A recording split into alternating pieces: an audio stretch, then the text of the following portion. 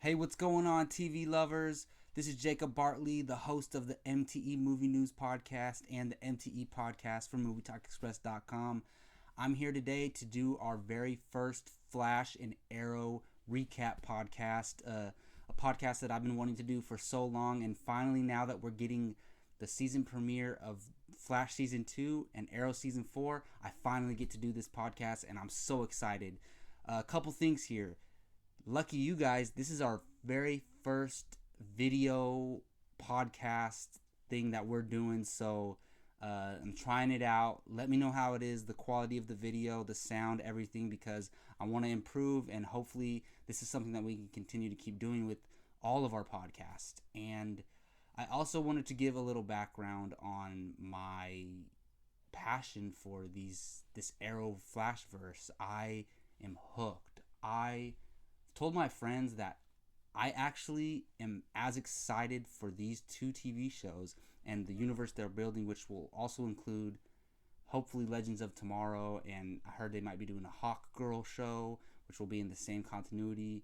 We'll see. But for now, it's just Arrow and Flash, and I'm happy with that. I'm just excited about these two shows as I am the comic book movies that come out. This is another level of storytelling on TV, and it's similar to, let's say, like the Marvel Cinematic Universe, where they've established their main character, their leader, which is Arrow, and then they've added on to that with the Flash character Barry Allen, who was introduced in Arrow Season 2, and I know they planned to do a TV show, and they did it, and it worked. Everyone loves Flash. Everyone who I've talked to loves Flash Season 1 who watch it.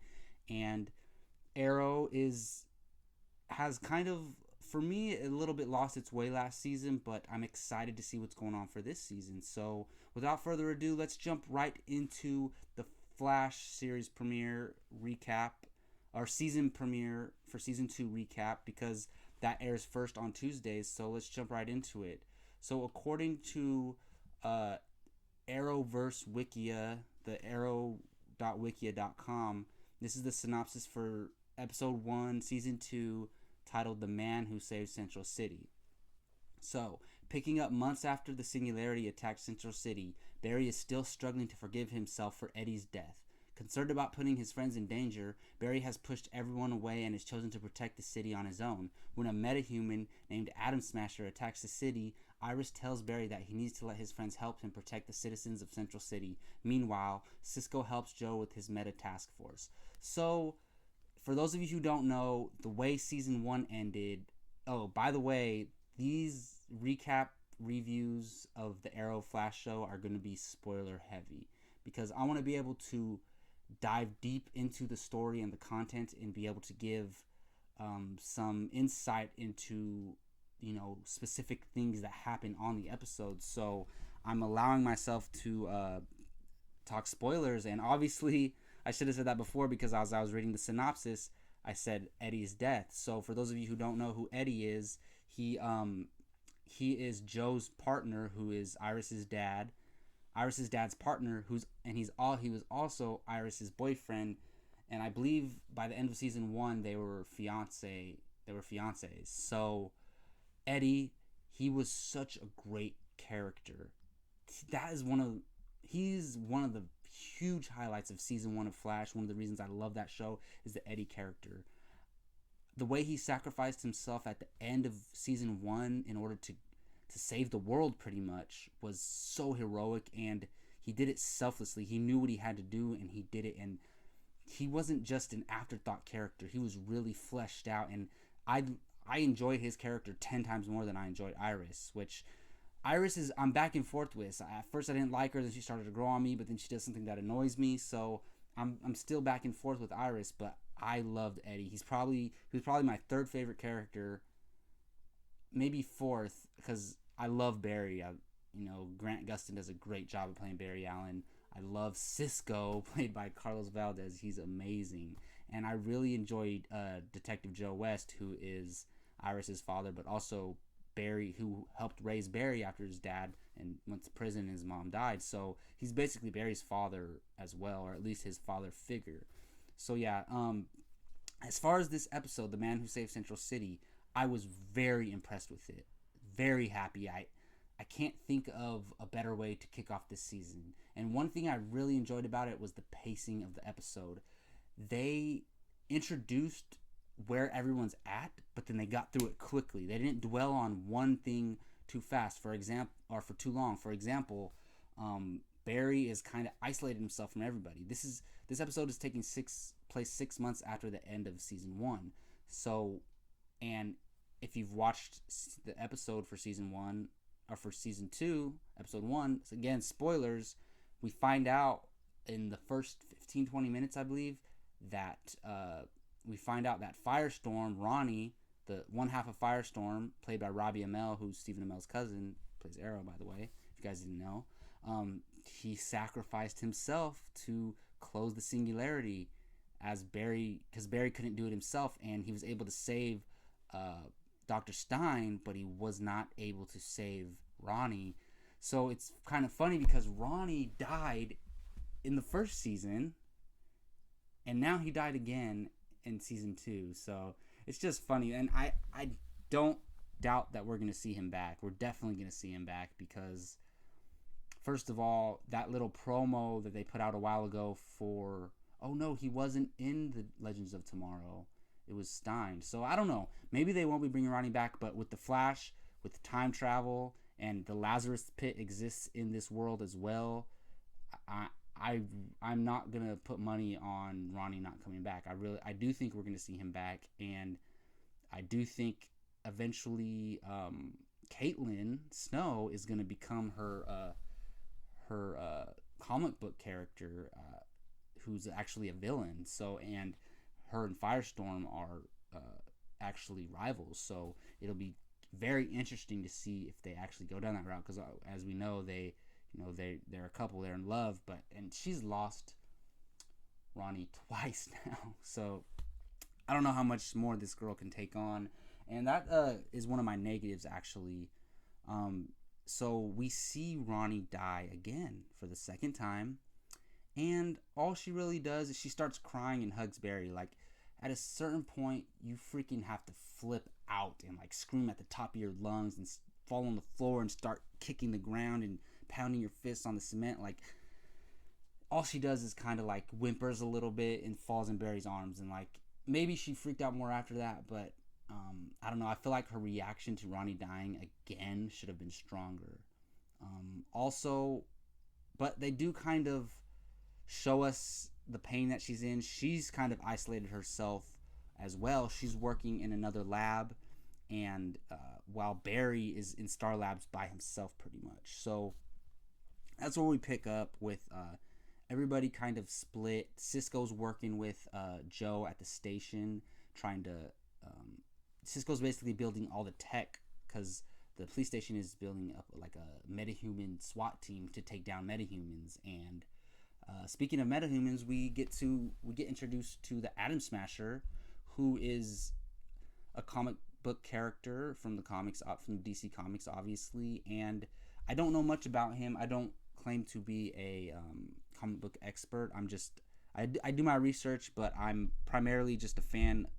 I'm primarily knowledgeable about comic book movies and TV shows, not necessarily the comics themselves, but I do my research. And you all know Jake Berlin, or you might not know him, but one of the guys that I podcast with, and one of our site members, Jake Berlin, he knows his stuff, and he's been putting me on to a lot of comics. So I'm trying to get caught up, and so I can have more knowledge when I do these reviews, because I like to know as much as I can about certain characters that are introduced that come from the comics, and it really interests me. So I try to do my research whenever I can.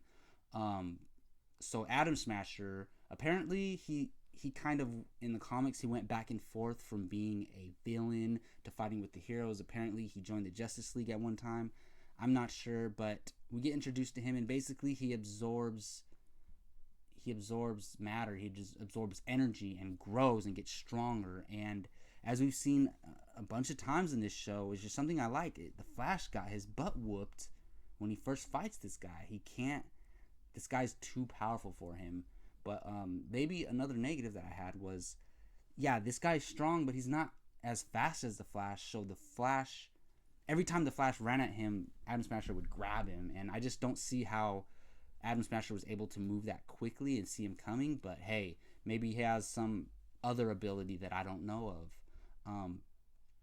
But yeah, as far as this episode, I thought it was very, very strong. Other than the little tiny negatives I have, some things I really enjoyed were so there's a moment in this episode when we see Dr. Harrison Wells, who we find out is really Eobard Thawne, the Reverse Flash, in Wells' body, pretty much.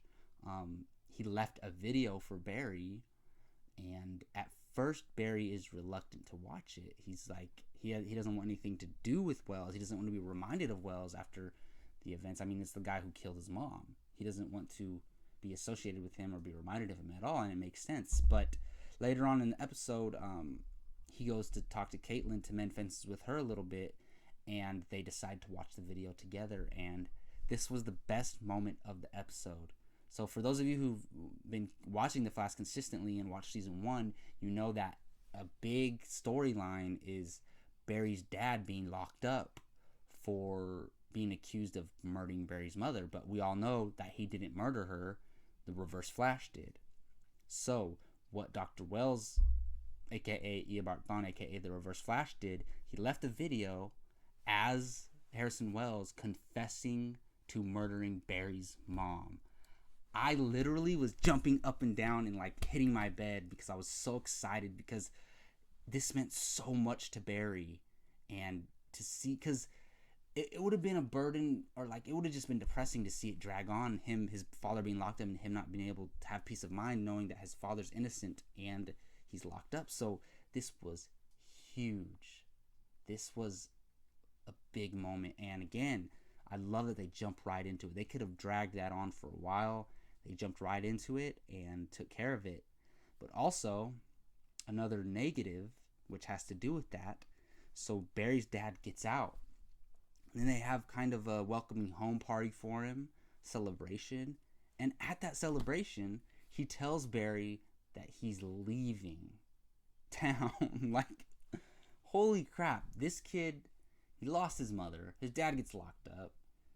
He gets superpowers. You know, he finds out his mentor, his hero, is the guy who killed his mother and his arch enemy. And he finally gets his dad out, and his dad cuts out of town. And his reason is, you can't become who you're becoming with me here. I don't see that as a good enough reason for him to leave town, but maybe there's something more behind that we don't know of. So hopefully something that has to do with that we get some more information on that. Also, another thing, it's not necessarily a positive or a negative, but we get introduced to another speedster in this episode, whose name is Jay Garrick, and he's pretty much he's not Barry Allen, but he's another version of the Flash in a different timeline, a different dimension. We don't really know, as far as the show goes, exactly where he's from or what his character is going to entail, but as far as I know from the comics, he's just another speedster from another time era, I believe. Please, if you have more information on Jay Garrick in the comment section, please let me know below. I would really appreciate it, and it would be very helpful. But just as far as the introduction, he kind of just comes in at the last minute, and we kind of got him teased at the end of season 1 with his helmet. I believe that's his helmet flying in through the time hole. I believe that was his helmet with the little wings on it. So we kind of knew he was coming, and if you keep up to news with the TV show and the Arrowverse, then you know that Jay Garrick was going to appear in season 2 of The Flash. So apparently they're jumping right into it, and he's going to be, the next episode is titled The Flash of Two Worlds, so it's going to focus on Jay Garrick getting to know Barry, and kind of Jay Garrick mentoring Barry in a way, kind of being his taking over Harrison Wells' role as far as being able to help Barry further his potential and his skill set as a speedster. So I'm cool with that. I am cool with that, but I'm afraid they're gonna rush into it, and I just like I said, I like the pacing of the episode, but I want the season itself to pan out at a good pace, not too fast, not too slow. Like I said, I love the pacing of this episode, but I don't want them to get way too ahead of themselves. So as long as they don't, then I'm totally cool with Jay Garrick being introduced. It makes sense because Harrison Wells, the Reverse Flash, was a necessary character in season 1, not only because he killed Barry's mom and he's his arch nemesis, but because Barry needed someone to kind of mentor him as far as being a speedster and the Speed Force goes. So now he's gonna have Jay Garrick. I don't think Jay Garrick is gonna be as big as a character as Harrison Wells was, but he's definitely gonna take over that mentor role as far as being a speedster. Maybe not in life, that's always been Joe, but as far as being a speedster and a superhero and dealing with the Speed Force, Jay Garrick's going to be that guy that Barry goes to. And we all know that Professor Zoom is coming. If you don't know, Professor Zoom is pretty much the Flash's arch enemy. I mean, he has a few arch enemies, but the TV show is taken literally from the comics. I could have sworn that Zoom was Reverse Flash, but the way the show's taking it, they're making them two separate characters. So Eobard Thawne is Reverse Flash, and now Zoom is a whole other character, is the way that they're portraying it. So overall, I was thrilled with this episode. I loved the pacing. I loved the crew back together. Cisco is as hilarious as ever. I love the relationship between Joe and Barry. It keeps getting better and better. Couple negatives. I'm still not sure about Iris. I did not like the way they handled Barry's dad leaving town, and I'm a little iffy about the Jay Garrick character, but other than that, love this episode.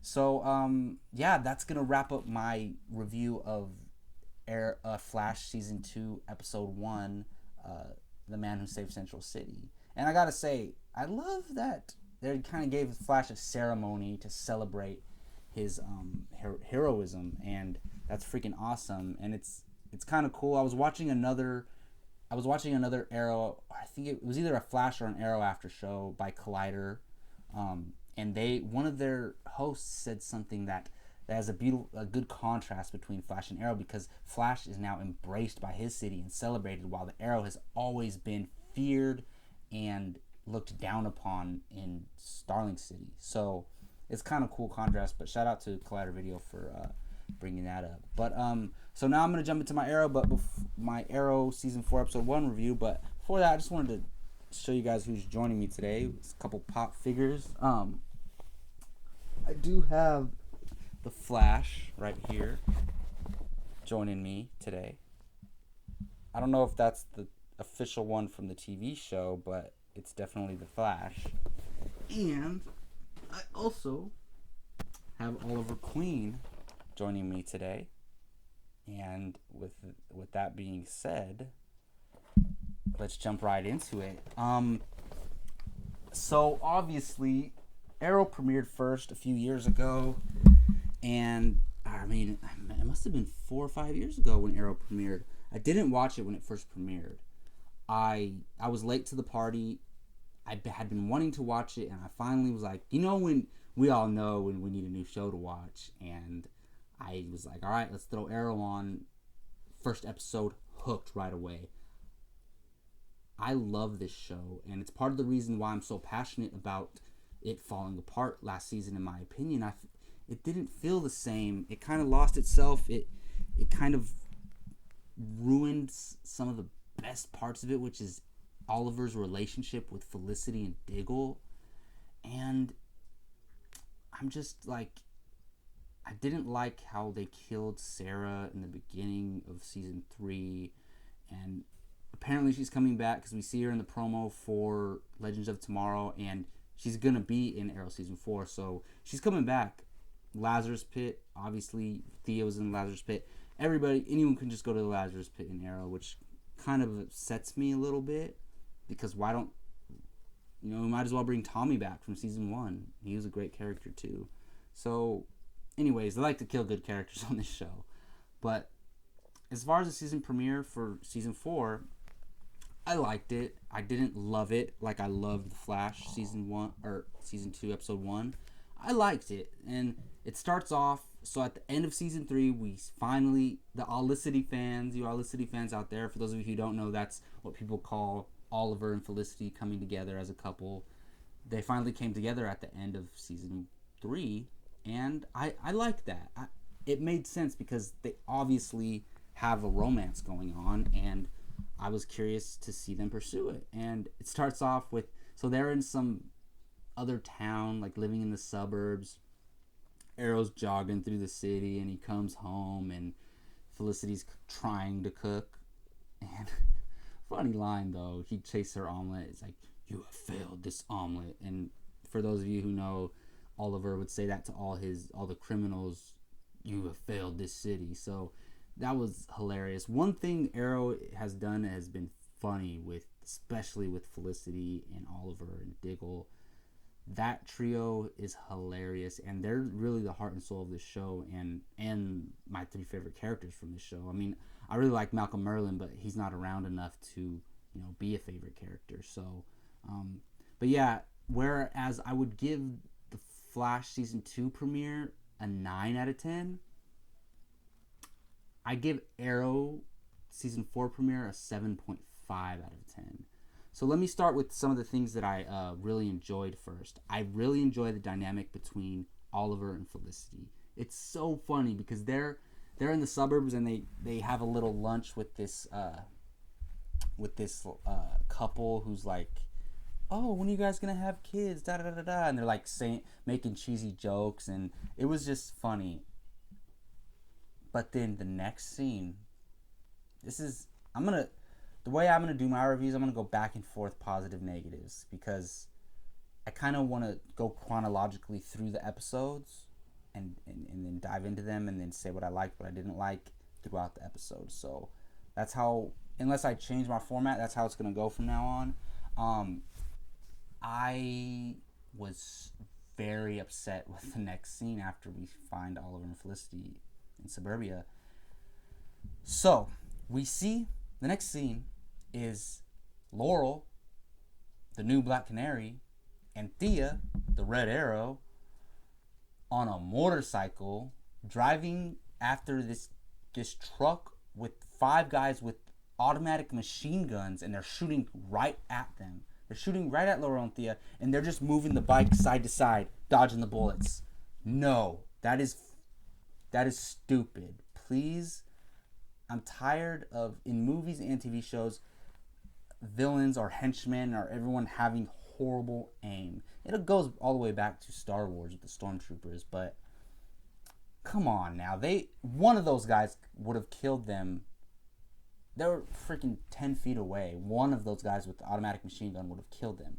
4 of them would have destroyed like their whole body.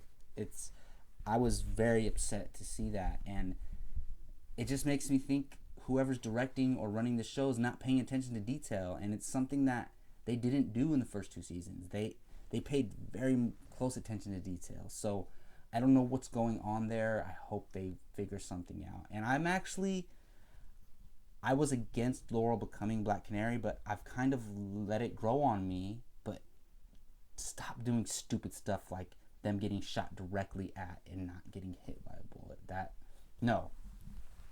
Anyways, so after that, so as you guys know, near the end of season 3, Oliver was pretending to be basically controlled by Ra's al Ghul, and in doing so, he was trying to do it to be able to defeat Ra's al Ghul, to be able to train under him so he can defeat him, and it was all like a hoax and he had to make his friends, Diggle, Felicity, everyone else believe it, so he put Diggle, his wife, and his kid in danger, and Diggle's pissed at Oliver, and understandably so.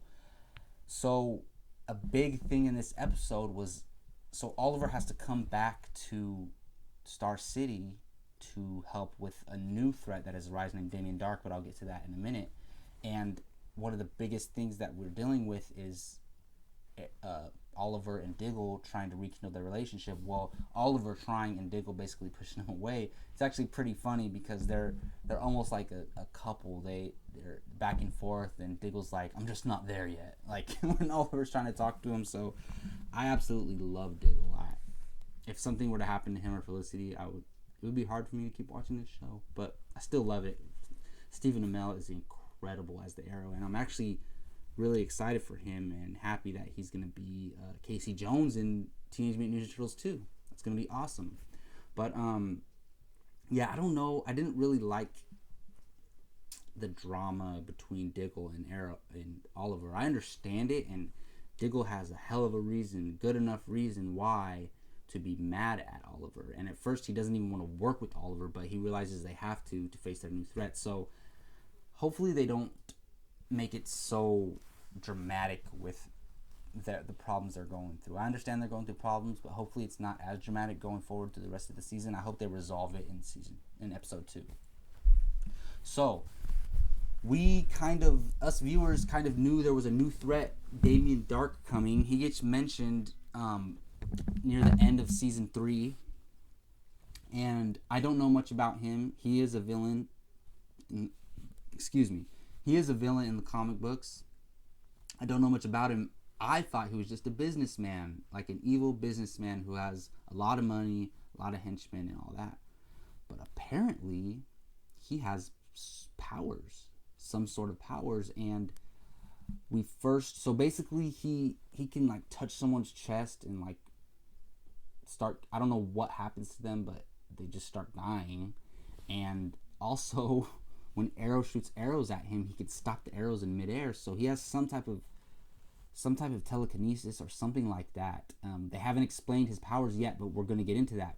So Oliver doesn't seem too surprised to see these powers, and the rest of the Arrow crew is confused. And Felicity, I believe it was Felicity, said, "Oh, is he just another metahuman?" Who are the people in Central City who got affected by the same thing that gave Barry Allen his powers. So these metahumans with powers, and Oliver says, "No, that's not metahuman." And then someone says it's not natural, and Oliver says it's mystical. So there's some type of magical, mystical thing going on in Arrow, and it was actually pretty cool seeing, first of all, the actor playing Damien Dark. I forget his name right now. Oh, man, I hate to spend too much time trying to look it up, but he's incredible. And I didn't think, when I first found out he had powers, I was like, no, that's cheesy. But then the way he utilized those powers, it was pretty cool, because Oliver can pretty much whoop any regular civilian or any like trained fighter who doesn't have any powers. Oliver can whoop their butt. Like he's the best. So you need someone with an advantage to even have a chance to fight Oliver, and the stakes keep getting higher. First it was Malcolm Merlyn, then it was Deathstroke, then it was Ra's al Ghul, and now it's Damien Dark, who has mystical powers. Who Arrow's gonna have a tough time with this guy. He's not gonna go down easily. He better call up the Flash or somebody to come help him, because this guy is not gonna be easy to take down. But very impressed with the villain, and that's a big thing, because the villain is a prominent part in these Arrow seasons. Malcolm Merlyn was a huge part of season 1. Deathstroke was a huge part of season 2. Ra's al Ghul was a huge part of season 3, and now Damien Dark's going to be that. He's going to take over that role for season 4, and it forced Oliver to come back to Star City. And so that's the reason why he's back, and something I really enjoyed. So at the end, near a couple episodes near the end of season 3 of Arrow, we see Roy basically confess that he's the Arrow, which we know he's really not. But then he goes to prison, and they fake his death, so everyone thinks Arrow's dead, and Roy leaves town. So everyone thinks the real Arrow's dead. So now Oliver comes back, and Felicity, everyone's telling him, we need you to be the Arrow again, and he says the Arrow's dead. So he has a conveniently but pretty coolly, he has a new outfit made by Cisco from The Flash, and it's green. It kind of looks the same exact outfit he's been rocking, but it's green, like dark green, blackish, and he makes a public announcement to everyone in Star City, saying that the Arrow stood for something and that we need to continue that, and I am the Green Arrow, which was freaking awesome. That's his real persona in the comics, is Green Arrow. So we finally get to see the real Green Arrow, and it's a metaphor for the way the route they're taking the show. They're trying to make it more lighthearted, and they're doing that with Felicity and Oliver being a couple, and they're doing it just with the humor and the way the characters interact, and it's really cool. I heard a lot of people complaining about Oliver and Felicity being too lovey-dovey, but come on, it's realistic. We've seen people who are newly in love and they're all over each other, so I didn't mind it. I did mind. I don't know what's going on with Thea. We all know she came out of the Lazarus pit, so now she's not all there, and she's kind of back and forth from being normal to she's beating the criminals, almost willing to kill them. So something's gonna happen with that eventually. So that'll be very interesting. Maybe she becomes a villain, or maybe they have to strap her down and lock her up because she starts losing her mind. I don't know, but I don't know if I'm digging the whole feel of Arrow season 4, the way it's going. Season 3 was the weakest of the seasons. I say season 2 of Arrow was probably the best comic book TV season I've ever seen, right up there with Flash season 1 and Daredevil season 1. So if I had to rank seasons, it would go Arrow season 2, Flash season 1, Daredevil season 1. Top 3 comic book seasons that I've seen. And number 4 is Agent Carter, which I'm going to review Agent Carter season 2 when it starts airing. And I'm also probably going to be doing Supergirl if I like the show. But anyways, let's wrap up this Arrow review. Yeah, I'm just iffy about everything. So I hope that Oliver and Diggle resolve their relationship issues, and I hope that Thea comes I hope something happens with Thea, a resolution to her problem. I hope they don't drag it out all season long to where she loses her mind at the end of season 1, at the end of season 4, and that's a big, huge thing. Handle it in the first third of the show, I hope. Also, just stop doing stupid things like having someone driving directly towards a truck with people shooting machine guns right at them and they're dodging the bullets, moving really slow left to right. I would appreciate it if you didn't treat me like a stupid head and make me believe that that's possible, because it's not. So there you go. That's going to do it for my Arrow review. And thank you all for watching our very first video review podcast. I'm going to start doing these for my movie reviews. I'm going to start doing them for Arrow and Flash every week. It's going to be combined as one podcast, the Arrow Flash Verse podcast. I haven't decided what I'm going to call it yet. Kind of just put in a working title for now. I'm going to do it for Supergirl if I like it. And don't hold it against me to do Supergirl. I'm going to check out the first episode and I'll give it a few episodes, but if I don't like it, I'm not going to keep reviewing it. So it's why I'm not reviewing Agents of S.H.I.E.L.D. Don't enjoy that show. That's why I'm not doing Gotham. That show's way too over the top. I really dig Flash, Arrow. I'm going to do all of the Marvel Netflix shows unless they disappoint me, and I'm also going to do Supergirl and Agent Carter. And if Legends of Tomorrow actually comes to fruition, I'm going to do that as well. So I would like to thank you all for listening. For Movie Talk Express and Apocalypse Movies, our two websites are actually going to be merging as one, and we're probably going to be known as Apocalypse Movies from now on. But we're going to give our listeners and our followers and our fans a chance to get comfortable and understand that we're transitioning into a new website. I kind of made the announcement on our Padawan podcast, our Star Wars podcast. It's going to be airing. It's going to go up on either Monday or Tuesday. I'm not sure if we can get the editing done in time. But yeah, so let me know how this video podcast worked. Was the video good? Was the visuals good? Was the audio good? Is there anything I can do better? I'm not afraid to take on some constructive criticism. Please let us know in the comment section, and please subscribe to this YouTube channel, Movie Talk Express. It might be changing names to Apocalypse Movies. Not sure yet. We're working out the details. But anyways, this is the channel. Subscribe, hit that like button, and I'm Jacob Bartley, your host. And you can find me on Twitter, Jacob Bartley. You can find me on Facebook, Jacob Bartley. You can find me anywhere, Jacob Bartley. And check out MovieTalkExpress.com and Apocalypse.com, apocalypse.wordpress.com. And thank you all for watching my Arrow and Flash review. And I will see you next week.